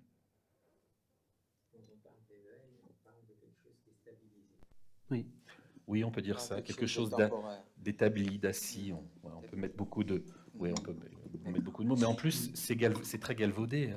Le mot éveil, c'est vrai qu'on l'emploie à toutes les sauces maintenant. Alors, il y en a qui peuvent en faire l'expérience, mais entre le moment où on en fait l'expérience et le moment où on l'a stabilisé, il peut se passer pas mal de temps. Dans le relatif. D'accord. Oui. Maintenant, j'ai une question. Puisque cet état de conscience est quelque chose qui ne naît pas et qui ne meurt pas, donc il doit être conscient en permanence, 24 heures sur 24. Oui. Oui. C'est-à-dire que cet état ne se perd pas même pendant le sommeil. Oui. Il demeure. Oui. Donc ça veut dire que vous êtes conscient de cette conscience, même quand vous dormez. Je suis conscience, peu importe l'état du corps. Voilà, Tout à fait. peu importe Exactement. exactement, peu importe l'état du corps, d'accord. Mhm. Donc là, à ce moment-là, ça vérifie que cet état de conscience est stabilisé. C'est pas un état de conscience, c'est Non, la non. conscience. Que cette conscience est stabilisée. C'est la conscience. Est stabilisée. Mais la conscience est stabilité même, Oui, oui. si Oui. tu veux. Oui. C'est sa nature Oui. même. Oui, bien sûr. Tout à fait. Voilà, c'est ça en Voilà, fait. elle n'est pas ombragée par à fait, une ouais. quelconque Il n'y activité a pas de, mentale, il y a pas de rêve, voile, il n'y a rien de etc. tout ça. Mm. Oui, Voilà. tout à fait. Oui. Vraiment, Donc, oui, vas-y. Voilà. Donc ça veut dire qu'on peut agir sans penser et sans que le mental intervienne. D'accord? C'est-à-dire, on peut Sans identification. on peut agir, on peut être dans l'action, on peut réaliser quoi que ce soit, sans qu'en fait, il y ait de pensée. La pensée sert au monde relatif. Il faut une pensée pour pouvoir lever ton bras, par exemple. Oui. Tu as besoin de conceptualiser Ouais. bras. Tiens, il y a un bras quelque part pour pouvoir. Et tu as besoin du mental pour être là dans ce monde. Bon, enfin, quand je lève mon bras, ça va plus vite que mon mental. Tu Je t'en veux rends dire, pas compte, mais non, il y a quand même une pensée qui est là pour Mm. dire faut, le bras se D'accord. lève. Bah, alors disons que l'activité mentale est nettement diminuée. En fait, c'est l'identification au mental qui disparaît. L'identité. Tu vois ce que je veux dire? Le mental, comprends tout à le fait ça. mental fait Je ça, comprends son tout à truc fait. de Tu mental. t'appropries plus. Mais le flot de les pensée Tu que t'appropries. Voilà. ordinairement Ouais. une personne a, parce qu'elle est identifiée à la pensée, cesse d'être une pensée, puis peut-être 30 minutes après une autre pensée. Oui. Mais la pensée apparaît seulement quand elle est utile. Oui. Ouais, Hein? en fait, je sais pas parce que je m'en occupe C'est-à-dire pas. utile, c'est-à-dire elle donne une direction à quelque Le chose. truc, c'est que, ouais, voilà, enfin, on n'est plus identifié à ce Elle donne fonctionnement-là. une direction. À ce C'est plus des fonctionnement-là. pensées qui naissent dues au Voilà. fait Elles de naissent spontanément au sein de la émotions, conscience, mais enfin tout tu un t'en tas occupes de pas. travail, voilà, machin. tu t'identifies pas en fait aux pensées. Donc en fait, le mental, finalement, il n'existe plus. De toute façon, Si, il a besoin d'un mental pour être dans ce monde. Ah voilà, ouais. mais ça Ouais. s'arrête là. Pour parler, il faut un mental. Voilà. Ah, dans ce cas-là, on continue de l'appeler le mental. Oui, mais c'est différent. Voilà, c'est ça. C'est ça. C'est pas le. En plus- Inde, c'est précis. Ouais. Ils utilisent le mental qui fait blabla comme Ouais, ça. ouais. C'est Manas Manas. qui est. Et puis, Oui, voilà. C'est pas ce mental qui cogite Voilà. là. C'est ça. Non, c'est pas comme ça.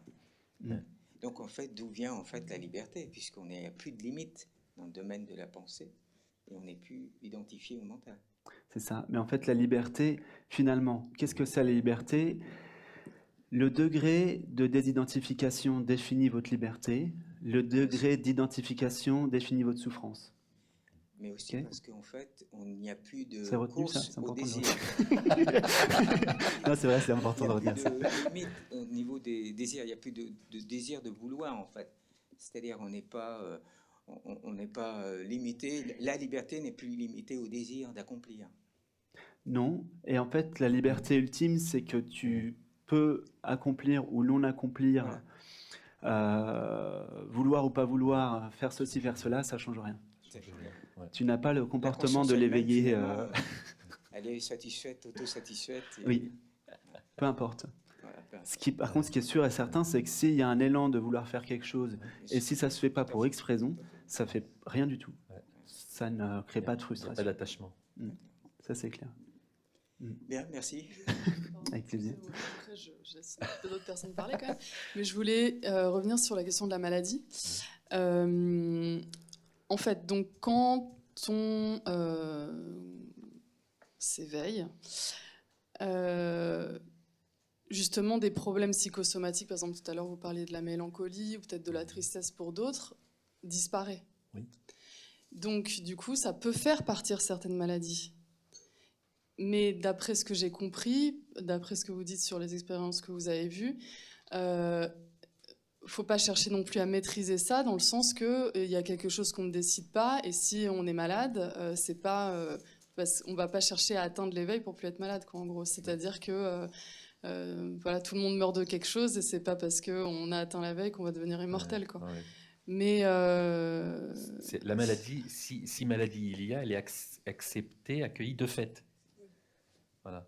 Ça ne devient pas un leitmotiv, on n'atteint pas l'illumination pour pouvoir forcément ça. Il faut savoir qu'il y a beaucoup de maîtres qui sont partis avec des cancers, des maladies, tout ça, et des maîtres reconnus. Tu parlais de Ramana Maharshi tout à l'heure, justement, tu vois, Ramakrishna, etc. Il y en a eu d'autres, mais pas que en Inde. mais hein. parfois, du coup, je me demande pourquoi est-ce qu'ils sont malades, ces gens-là. Alors après, il y a beaucoup d'explications qui sont données. Bon, après, ça, voilà, on y croit, on n'y croit pas, peu importe. Et il y en a une qui revient très très souvent, c'est le fait que leur réalisation était totale et qu'ils prennent, entre guillemets, une partie j'allais dire, des choses à régler des uns et des autres. Voilà. Après, ça vaut ce que ça vaut, on y croit pas, peu importe, mais c'est souvent l'explication qui revient. Donc voilà, bref.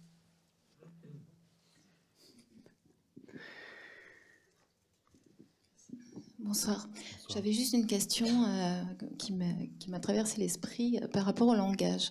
Est-ce que le langage serait à l'origine de la pensée ou réciproquement? Je ne sais pas. Je me suis interrogée là-dessus. Parce qu'à partir du moment où il a fallu mettre des mots, expliquer les choses, de ce qu'on vivait, de relater sa propre histoire et de communiquer avec les autres, le langage est apparu, il est devenu indispensable. Est-ce que le langage ne serait pas justement précurseur de la pensée ou dans l'autre sens? Je sais pas. Non, c'est la pensée qui arrive avant le langage. C'est simple, hein, c'est vibratoire. Hein. Ouais. La pensée, la création s'est manifestée de la vibration subtile à la plus dense. Donc au début c'était de la lumière et puis après ça s'est densifié et ça s'est passé par des vibrations plus tangibles avec la pensée et puis après ça s'est manifesté dans le physique et dans le physique à l'apparition du langage, quoi. Donc c'est d'abord la pensée et après le langage. De toute façon c'est comme quand tu parles en fait. Ouais. D'abord il y a la pensée qui émerge et ensuite la bouche suit, quoi. Oui, mais la pensée, elle émerge, mais est-ce que je me rends compte de si elle émerge quand je la relate. Mais finalement, les pensées je ne sais pas si elles sont si parasites que ça. C'est à partir du moment où je prends conscience qu'il y a pensée que ça devient gênant. Non, c'est à partir du moment où tu les fais tiennes et où tu t'identifies aux pensées et Oui, que tu ouais. penses que tu es ça. Oui, d'accord. C'est là où il y a un problème, mais sinon il n'y a aucun problème. Ok, merci. Donc peu importe qu'il y ait beaucoup d'activité mentale ou zéro activité mentale, ça ne change rien puisque vous n'êtes pas là. Vous n'êtes pas dans le mental. Excusez-moi, pardon.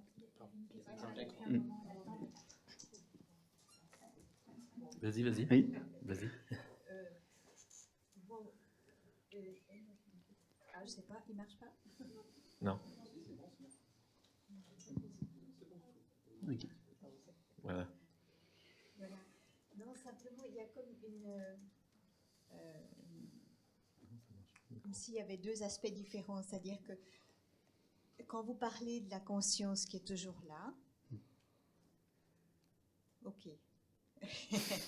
Mais des êtres comme vous, des enseignants Advaita ou autres, voilà, la plupart parlent d'un moment de basculement. Oui. Voilà. Donc, c'est comme si c'était comme si ça se contredisait. Non. Ben voilà. Non, il n'y a pas de contradiction. Mais pour nous, c'est difficile à...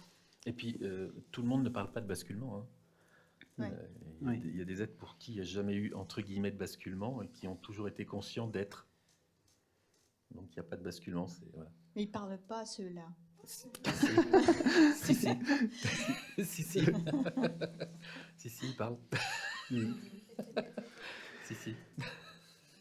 En fait, oui, c'est ça. On parle de basculement parce que on pourrait aborder ça par la question « Où suis-je ?» comme je disais tout à l'heure. La plupart des humains sont identifiés à l'enveloppe charnelle, au mental, à l'histoire, etc. Et ils pensent vraiment être leur histoire personnelle, quoi, et le courant de la vie qui se déploie. On pourrait appeler ça le film. C'est comme un film, comme ça, qui a l'air super vrai, qui a l'air super réel. Et le basculement, c'est de se rendre compte qu'en fait, ce qu'on est fondamentalement n'est pas dans le film, n'est pas du film. Oui. La conscience voit ça, mais en même temps, la conscience aussi est le matériau, entre guillemets, parce que c'est pas vraiment un matériau, mais c'est aussi ce qui est partout en même temps. Mais au début, dans un premier temps, ce qui se passe, c'est qu'on réalise en soi la conscience déguisée derrière notre propre forme. C'est ça qui se passe. C'est déguisé derrière la forme, là, on se rend compte qu'en fait, on voit des mains, mais on se rend compte que c'est pas nos mains. Tu vois, comment tu t'appelles? Martine. Martine. Est-ce que, je sais pas si tu sens, mais quand je dis Martine, ça crée quelque chose en toi. ça crée une petite contraction. Contraction, oui, oui. Ouais, tu sens ça? Oui, oui. C'est ça. En fait, c'est l'identification au personnage. C'est, tu vois, quand tu as dit tout à l'heure, vous les enseignants Advaita, machin, tu sais, c'est comme si tu me parlais de quelqu'un d'autre. Pour moi, ça n'existe pas, si tu veux. Il n'y a pas ça. Tous ces rôles endossés là, par le... Mais il y a un moment, toi, tu en parles aussi. Oui. Pendant 17 ans, tu as cherché Allah, Oui.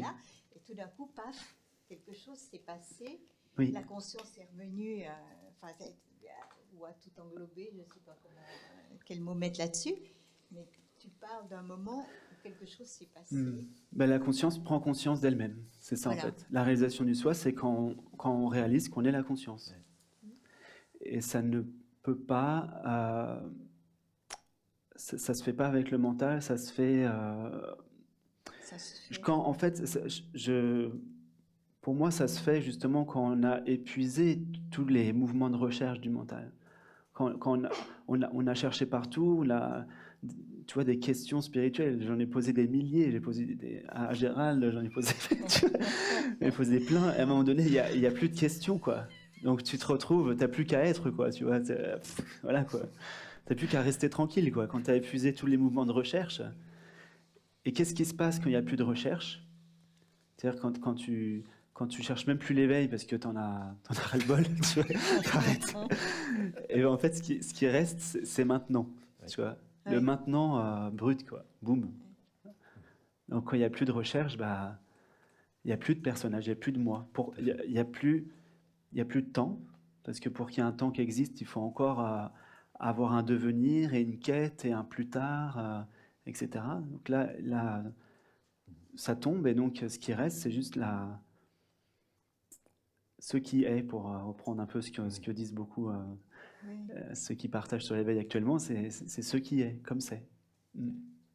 Ce qui est très drôle, c'est que des fois, quand on nous pose la question, mais avant la sadhana, avant la pratique, des fois, il faut faire un effort. C'est un effort de dire avant, mais non, j'ai toujours été le même, en fait. Du coup, ben souvent les gens, et puis oui, enfin, je comprends ce que tu veux dire. Oui, avant que je.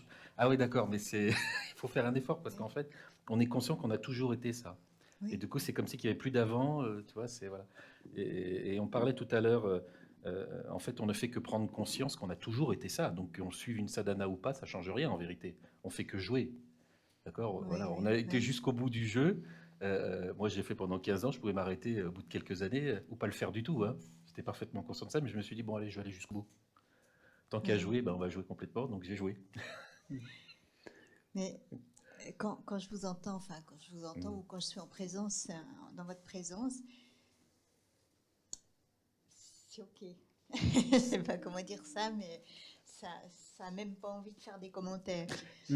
Mais bon, voilà, je sais par expérience que quand je vais retourner dans mes pénates, ça va s'estomper, ça. Tu vois, le mental, il est toujours « je sais par expérience ». Ça, c'est bien le mental, tu vois, « je sais par expérience ». Tu disais dans tes pénates dans tes pénates, tu disais tu sais ce que c'est que les pénates? C'est les dieux du logis. Il faut leur donner un coup de main. Hein. Tu leur demandes un coup de main, ils vont t'aider. Ouais. Merci. Oui, bonsoir. J'avais une question, je suis par là. J'avais une question qui fait écho justement aux fameuses pénates, dans le sens où je ressens à la fois une grande lassitude en ce moment et une sorte de fadeur, on va dire, du monde tel qu'il m'apparaît. Excellent. Et je sens dans ce même espace des espaces de calme, justement, de cette saveur dont tu parlais. Et le monde est là et il m'appelle au travail, il m'appelle dans des rendez-vous que je qualifierais de rendez-vous émotionnels, où je peux avoir des sursauts de tristesse, de colère, de je ne sais quoi, qui semble très contraire à la croyance qu'il faut cultiver et égrener toutes les vertus morales, cardinales, de bonté, de sagesse, de bienveillance envers soi, etc. Ouais. Et du coup, je me sens un peu mélangé dans tout ça, entre cette lassitude d'un côté, cette sorte de j'ai plus envie de rien, ces espaces où je peux rester béat en silence à contempler quelqu'un ou à contempler un mur ou à rien contempler du tout, et à me sentir plein. Et ces moments où j'ai l'impression que finalement il y a un milliard de trucs que je suis censé explorer parce que j'entends parler d'énergétique et qu'il y a des choses de vie intérieure et qu'il faudrait que j'aille creuser ça pour me libérer de je ne sais quoi. Et le fait que concrètement, en effet, quand je vais au travail le matin et tous les 4 matins, je sens bien que il y a ces espaces-là où, dans lesquels je me sens plein, je pars d'un coup quelque part, je ne sais où, et en même temps, parfois réapparaissent au milieu d'une tâche lambda, et qu'il y a aussi toute cette matière émotionnelle brute qui fait que d'un coup, je vais avoir un accès de colère, par exemple, ou de juste sentir ça qui va s'animer. Et je me dis, mais c'est contraire à toute sadhana dans les règles. Ouais. Et du coup, je me demande, le fond de la question, parce que je vois que je vais poser le contexte, c'est est-ce qu'il y a des environnements plus propices pour cultiver ça? Enfin, je me sens typiquement très appelé à être plus dans la contemplation, ou à être moins dans ce feu d'action, de contact, de porosité. Ouais. Ou est-ce qu'il y a une pratique, ou est-ce qu'il y a, enfin, j'ai une part de la réponse, je sais déjà en moi, qui est cultiver la contemplation, mais que faire avec ça, quoi? C'est-à-dire que parce qu'autour de moi, tout m'appelle à me jeter dans le monde, à faire ceci, à voir telle expo, à bouger là, à travailler là. Et non. Ça n'empêche pas, hein? Oui. Tu peux continuer à être dans le relatif tout en étant dans la contemplation. Non, mais je veux dire, c'est pas un problème, ça. Et puis, il n'y a pas de, je dirais, de conditions ou de lieux géographiques plus propices. Là où tu es, quand tu y es, c'est parfait. Et c'est parfait. Donc, il n'y a pas de souci. Il faut simplement que tu accueilles tout ça. Et c'est bien qu'il y ait toutes ces fluctuations-là. Parce que, quelque part, le fameux petit moi auquel il y a encore des aspects de toi qui sont identifiés, en tout cas qui ont cette croyance, il est en train de lâcher. D'accord ? Donc c'est parfait. C'est parfait. Mais oui, il est en train de lâcher, Ouais, si ça ce n'est lâche. qu'il s'accroche aussi.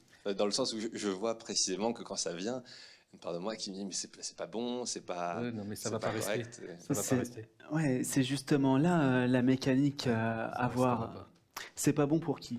Ouais, c'est ça. Parce qu'il y a tel maître qui a dit qu'on ne devait pas être en colère, c'est pas juste. Bah non. Ouais. Non, pas forcément. Croyance. Non, tout ce que tu décris là, ce sont des qualités de la conscience. Effectivement, la colère n'émerge plus quand tu réalises que tu es la conscience, ou alors ce serait pour jouer. Ça dépend. C'est ça. Pour des fois, on est obligé, mais intérieurement, on n'est pas en colère.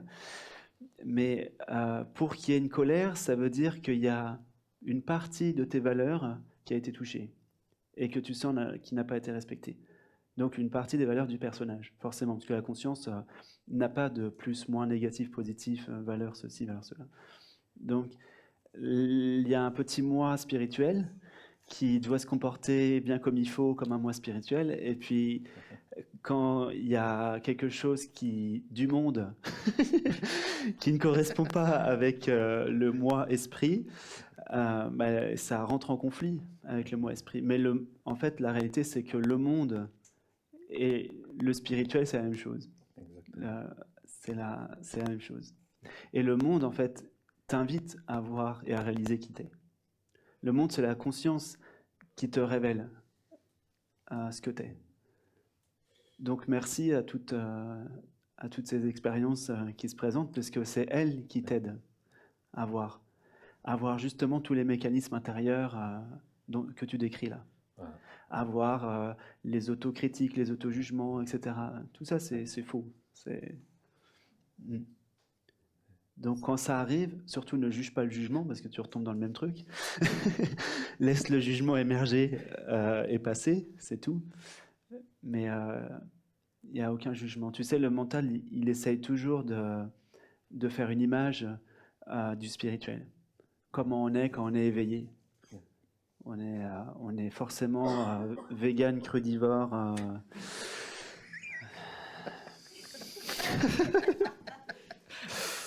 Ouais, non.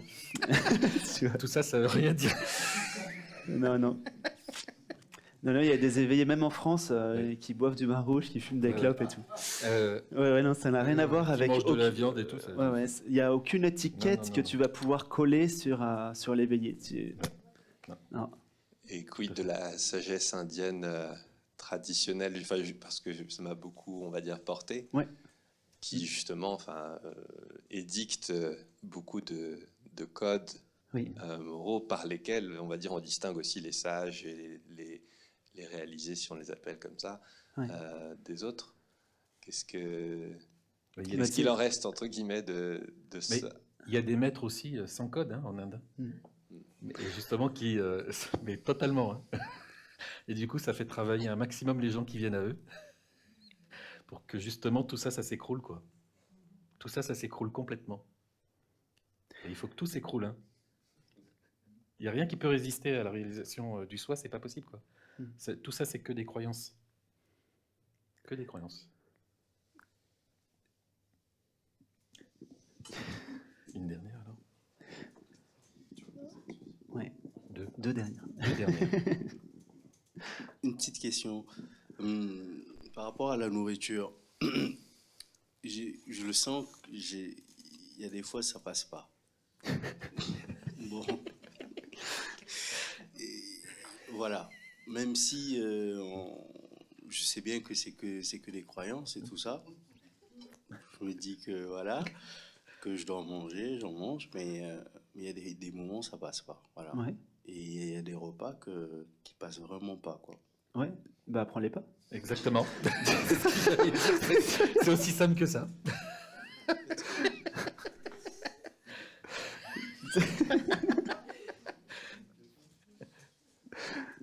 Grâce à toi, on va pouvoir prendre une question en plus. Dans le cheminement. Enfin, vous êtes arrivé quand même à cette réalisation, d'accord, ok, c'est des mots. Oui. Vous avez oublié ce qui a précédé, puisque là, vous disiez même il faut faire un effort, etc. Alors, je vous rappelle que ce qui a précédé dans ce que vous témoignez, c'est qu'il y a eu un cheminement. Oui. Et que dans les 3 quarts à peu près des gens réalisés, il y a eu toujours ce cheminement. Le témoignage d'avoir vraiment une volonté d'y arriver. Ouais. Enfin, un souhait... ouais. J'appelle ça l'élan du cœur. C'est quelque chose de très profond. C'est l'élan du cœur. Et après, dans vos satsangs qui sont en vidéo, vous dites alors comment faire? Il y a tout accepter. Il y a aussi peut-être être dans dans ces temps de silence où on perçoit justement cet infini. Enfin, se familiariser avec ces temps-là de silence. Ouais. Et vous en avez eu quand même des années d'expérience. Donc, à un moment donné, ça a switché. Vous ne savez pas comment, mais ça a switché.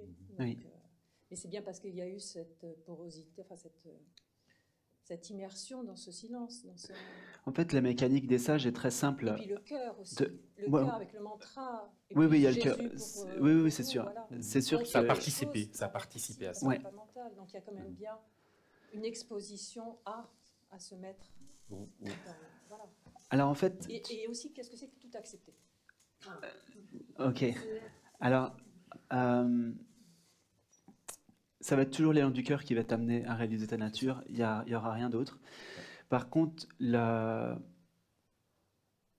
l'outil traditionnel, enfin ce qui est proposé traditionnellement par les sages, c'est très simple. C'est justement de diminuer toutes les fluctuations pour arriver à réaliser que ce qu'on est sans fluctuation. J'ai connu un sage dans les Himalayas avec qui je suis resté pas mal de temps en pratique. Et une fois, il nous avait dit « ralentissez tout. Respirez plus lentement, bougez plus lentement, parlez plus lentement, pensez plus lentement. » Et en fait, jusqu'à ralentir complètement. Et après, il nous a dit « focalisez-vous sur les intervalles entre deux pensées, entre deux mouvements. Et en fait, tout ça, ça permet de diminuer les fluctuations pour à détendre, tu vois. C'est pour ça que le yoga, je suis prof de yoga, donc c'est vraiment une mécanique précise, ancestrale, où on détend dans le corps physique d'abord, et puis après on va au niveau mental, au niveau émotionnel. On détend de plus en plus, détend. Le stress, c'est quoi? C'est une contraction de l'espace, c'est une sensation d'être comprimé. Et en fait, notre état naturel est un état de détente, d'espace, de vastitude. Quand je dis détente, ça se manifeste comme ça en tout cas, ça se traduit comme ça. Et donc, la mécanique, elle est comme ça. On relâche le plus possible toutes les crispations, toutes les saisies. Le mental, il veut saisir, il veut attraper tout le temps. Donc, on s'entraîne à ne pas suivre le mental.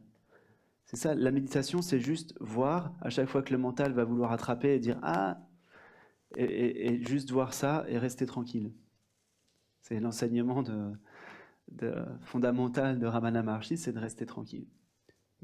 Pourquoi rester tranquille? Parce qu'en réalité, au niveau de la personne, on ne contrôle rien du tout. Toutes les pensées émergent d'elles-mêmes, les mouvements émergent d'eux-mêmes. La vie qu'on croit avoir contrôlée, si vous regardez bien, fondamentalement, vous n'avez rien contrôlé du tout. Tout émerge de soi-même. Donc si tout émerge de soi-même, qu'est-ce que vous pouvez faire d'autre à part rester tranquille? Tout accepter. Tout accepter, c'est la nature même de la conscience, qui ne refuse rien, qui ne rejette rien. Voilà, ça, tout apparaît au sein de la conscience et Et c'est normal puisque tout vient d'elle. Oui. C'est une conséquence, mais c'est pas un chemin. Si, ça peut être aussi un exercice. Évidemment que dans l'absolu, le petit moi, il a un peu du mal à accepter certaines choses, mais ça peut être une pratique, un entraînement. Mais il faut jouer avec ça. Maintenant, toutes les techniques, les approches, les méthodes et tout ça, c'est pas une fin en soi. Hein, pour réaliser sa nature ou prendre conscience qu'on est réalisé. Moi, je connais des gens qui ont atteint l'illumination, qui n'ont eu aucune pratique, qui n'ont même pas ouvert un seul livre de spiritualité. Oui, mais vous avez fait 15 ans. Comment? Vous avez fait 15 ans. C'est rare. Mais parce que, en fait, moi, j'ai voulu aller jusqu'au bout en fait, de cette histoire. Voilà. Tout en sachant déjà que. Et vous avez pu arriver jusqu'au bout, c'est ça? Comment? Vous avez pu arriver jusqu'au bout. Il y a eu 15 ans avant. Oui, mais tout ça, c'est relatif. C'est ça, en fait, qui est important aussi de dire. Tout ça, c'est relatif.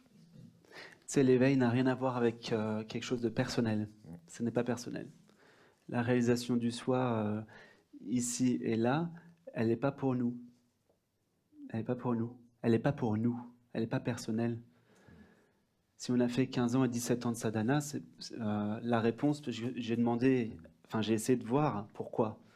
Et en fait, là, ce qui est venu du cœur, la réponse, c'est que c'était parce qu'après, il fallait parler, il fallait pouvoir expliquer comment ça se passe. Donc j'ai vu en détail les mécanismes pour pouvoir après en parler. La plupart des gens, et j'en connais aussi quelques-uns, qui ont réalisé le soi complètement spontanément, sans aucune pratique avant, n'en parlent pas, parce qu'ils ne peuvent pas expliquer comment ça se passe. Ils sont juste là, d'un coup, boum, Ça revient au même, hein, c'est la présence. Mais c'est pareil, c'est pareil. C'est juste qu'ils ne peuvent pas en parler et expliquer vraiment comment... Voilà. Voilà. Bon, bah... Merci je crois qu'il y a une dernière question, non? Ou peut-être une dernière, ouais. Une dernière. Oui. C'est par rapport à la peur. Oui. À la peur. C'est quelque chose que j'éprouve assez souvent, oui. particulièrement même là, vous voyez, et ça se manifeste par une accélération cardiaque. Oui. Okay. Et là, donc, je me rends compte que j'ai peur. Oui. Bon, j'ai peur de parler déjà, dire des conneries, et surtout de regretter après de ne pas m'être expliqué clairement. Ok. Ce que je voulais On a bien fait de te laisser parler. Ouais, merci, ça va mieux. Dans l'expérience de Maharshi, ce que j'ai retenu qui m'a frappé moi, c'est qu'à 14-15 ans, je ne sais plus, il a eu très très peur de mourir, il s'est allongé, et il me semble, mais j'ai envie d'attraper, mon mental a envie d'attraper ça certainement, pour dire, ah, c'est là qu'est la solution, c'est-à-dire, en fait, il est sorti de la boîte, c'est comme ça que je le vois. C'est-à-dire que le corps, c'était plus son problème, il est... un peu ça, quoi. Oui. Pour moi, j'ai l'impression que c'est la seule solution actuellement, mais parce que j'ai trop peur, vraiment. Ça peut arriver. La réalisation peut se passer de cette façon-là. Ça peut arriver. C'en est une. Il y en a plein. Parce qu'il est clair que le corps va clamser. On voit ça. Il est clair, tout à fait. Il est clair. Tout à fait. Mais, tout à fait. C'est éphémère. Ce n'est un problème que si, dès maintenant, j'en fais une appréhension pour un avenir qui n'existe pas. Exactement. C'est-à-dire que si là, je suis bien, tranquille, et je m'exprime et je me fais comprendre, waouh, je suis délivrée quelque part dans l'instant. Oui, bien sûr. C'est-à-dire qu'au fond, du coup, je suis claire, là, pour le coup, quelque part. Moi, si vous voulez, dans mon vécu, c'est de l'embrouillamini absolu, c'est-à-dire une contraction majeure, confusion, en ajoutant en plus l'alcool, les cigarettes, toutes sortes de choses, un désir compressé, et bref, de la souffrance brute. Et je la vois maintenant comme une peur qui serait vraiment fichée au niveau du cœur. Bien sûr, c'est physique, et qui est là comme si je pouvais enfin. Je crois que ce dont vous parlez, c'est au-delà du biologique, au-delà de la dimension, au-delà du temps, au-delà du désir, du devenir, au-delà de toute cette espèce de machine usante, et qu'on peut trouver des répits, effectivement, dans quelque chose qui est là, moi, et dont on est conscient, mais qui n'est pas dans des dimensions, qui est quelque chose hors dimension. Oui, non, c'est pas dans une dimension, tout à fait. Dimension, ça peut être encore relatif. Oui, mais peu importe, c'est pour dire quelque chose qui effectivement ne peut pas bouger, était là quand on était enfant, il sera là dans 10 000 ans, 100 000 ans. Ça fluctue pas, ça change pas. Voilà, c'est là qu'on habite en vrai. Voilà, c'est ça. De moi. Oui, ce qu'on est vraiment. Et donc, il s'est passé, peut-être que j'ai entendu ça à 2 ans, clac, tout le sens, rentre là-dedans, et clac, c'est fermé. C'est fermé, je m'appelle moi, je suis moi, et toi, tu es là-bas, et etc. L'avantage, c'est que du coup, on se dit, waouh, alors moi, tout cet univers-là, ce territoire, je vais m'éclater. Je vais exercer ma volonté, c'est l'avantage aussi. Mais c'est comme ça que ça se passe pour tous les êtres humains. Bien sûr. Mais on se fait avoir quand même. Ça serait mieux de ne pas trop vieillir. De ne pas passer trop. Enfin, faire semblant d'être grand sans être grand. Bref, ça, c'était pas la peine que je le dise. Mais pour moi, l'idée, il y a un dessin qui me parle bien. C'est, vous savez, il y a 2 images qui sont collées. Et un coup, on voit que la grand-mère, et un coup, on voit que la. Oui. Et je trouve ça génial parce que quand on voit que l'un, on voit que l'un. Après, quand on voit les deux, on dit tiens, et soit on voit l'un, soit on voit l'autre. C'est peut-être la réponse là. Et des fois, on voit les deux. Et on voit celui qui voit les deux. Enfin, et bref. on prête jamais. Tout est possible. On prête jamais d'importance au papier blanc immaculé qui soutient le dessin. Exactement. C'est ça, C'est là, ce que tu es n'est pas le ressenti de la peur. Ce que tu es, c'est, encore une fois, l'espace entre guillemets au sein duquel émerge la sensation de peur. Dès le moment où tu arriveras à sentir ce qui est autour, entre guillemets, ce qui est autour de cette sensation, et si tu te poses la question, est-ce que je suis davantage la sensation ou ce que je perçois autour de la sensation, tu verras que tu te sens être davantage ce qui est autour de la sensation. Ça, c'est quelque chose que je fais faire souvent et tout le monde le comprend, ça. Mais je dis merci quand même à la peur parce que c'est quand même elle qui non pas qui me donne l'impression de vivre, c'est pas ça. C'est ça qui me donne la direction. C'est parce que je veux sortir de ça tout d'un coup que je prends la parole pour en parler. Ça en fait partie. Ça fait partie du jeu, bien sûr, tout à fait. Ça peut être ce qui va t'amener à la fin de... D'ailleurs, ça en fait partie. Ça en fait partie complètement. Ça a été le cas pour Eckhart Tolle ou d'autres. Pour plein de gens. Plein de gens. Donc, bienvenue.